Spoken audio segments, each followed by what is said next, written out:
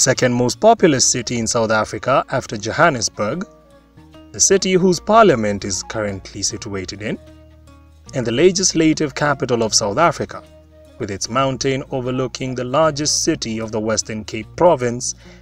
Cape Town is also a city which offers brilliant sightseeing adventures, four-wheel drive tours in Robben Island, and attractions like the Table Mountain Aerial Cableway,